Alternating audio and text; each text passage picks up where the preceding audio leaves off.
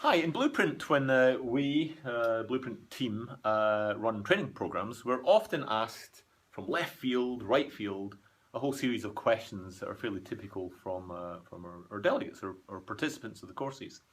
So my two colleagues here, and it will probably become very obvious as we go through this, they haven't a clue what questions are going to be coming, and I'm just going to kind of rapid fire some questions at them and just see how they answer and how they can think on their feet. No pressure there. On that one. So let me start with Nigel. I'm going to ask a question. One of our programs is, of course, negotiation skills, and we love negotiation skills, etc. Here's a question for you, Nigel. Can you love negotiation too much? Oh, absolutely. For me, one of the most important steps of negotiation is to ask yourself the question: should we be negotiating? Because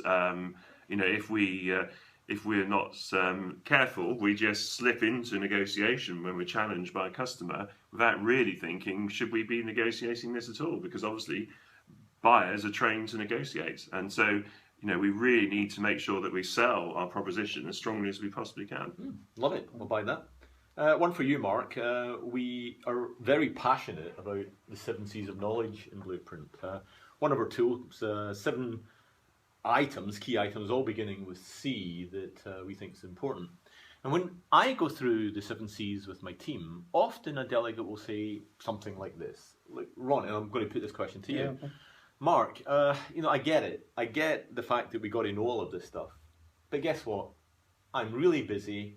I'm up to here with work. I've got the customers. I've got my internal departments. I've got emails coming out the screen at me. I don't have time to be doing all of this.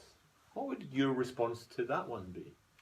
Well, I think there's a danger that we're all really busy and we don't devote enough time to our own development. I'm a big believer in just taking 1 or 2 things and moving my whole world forward in that area. I think there's a thing called the cherry effect, which means that if you set yourself up to hear things, then you do hear them. If you set yourself up to blanket, you get a scotoma and you can't actually see it anymore. So therefore you don't gather facts. The other thing I would say is when you hear the news, how does that apply to me? How does that apply to my customers? Even just doing that stretches your knowledge just a little bit, making those little links between things that you might be able to use later. And then the other thing is, if you're not worth 5 minutes a day, to be honest, you may as well pack up and go home. I've met a lot of people who've done 40 years in a business, but really they've done 1 year 40 times. And to me, that's such a waste of your life. Why not, if you're going to be here for 30 years or 40 years, why not be the best you can be? Invest in yourself 5 minutes a day, find 1 or 2 things you need to improve, and we give you that Velcro around the 7 different things. Just improve yourself on one of those things, 1% each day. Man, you're going to be so much better and enjoy your job so much more. Okay. So much more. No, I buy that also.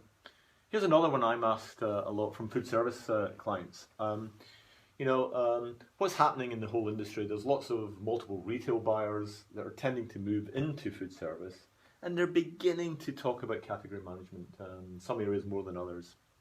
But often participants will say to me, look, I get category management for retail, but really, we don't have the data. It doesn't really work within food service. What would your response be to that one? Well, I think just picking up on the point about buyers from retail moving into food service, I think that's quite a big trend, and pretty much everyone I talk to in food service is saying that they're starting to see a lot more retail buyers in that area. And I think if you look at retail buyers are measured on categories, and I think increasingly food service buyers are measured by category also. And the basic sort of concept of category management is all about how do you actually optimize the development of a market. So why shouldn't that be applicable to food service? What about the lack of data, though? The lack of data, I think,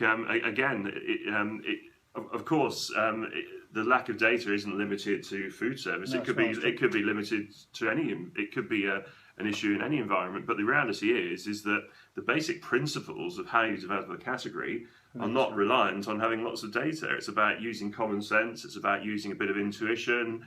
It's about using a bit of creativity in terms of how you actually approach the market. And I guess we've seen this as well in different developing markets where you've been working. Yeah, absolutely. So there's some markets where, however big your budget actually is, you wouldn't be able to buy any data. So you have to use alternative techniques, and we can do that. Yeah.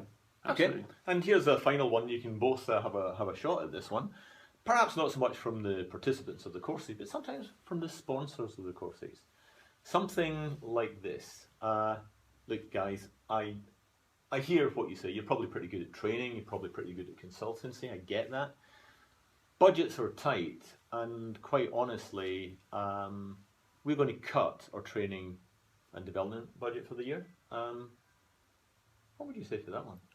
I would say it's short-sighted, but then at the end of the day, I love training and developing people, so why wouldn't I say that? My issue is, if you think about any other sport, if you're going to be professional in any other sport, you spend more time practicing than you do actually doing it. And that's why the extra little bits are made. The difference between the good and the world class carry on investing even when times are tight. They invest in the people because it keeps them engaged for longer. You get all the discretionary work from them. The people who don't invest, the people start to drift away, their commitment to the job starts to decline, they get demotivated, and then they start just taking the money, here but gone. And I think that's really sad. It's really sad for the industry, the individuals and the businesses. And I think the thing I would add to that is that, I think it's whether you see training as being an investment or a cost. For me, the forward-thinking businesses, the most successful businesses there, see it as being an investment. And yes, they might have to think about their sort of cost structures in difficult times, but generally speaking, I would say those companies continue to invest irrespective of the climate. Yeah, and it's the old adage, what happens if we invest in them and they leave?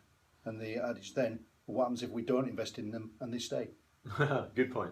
Absolutely good point. And on that happy note, guys, that endeth this lesson.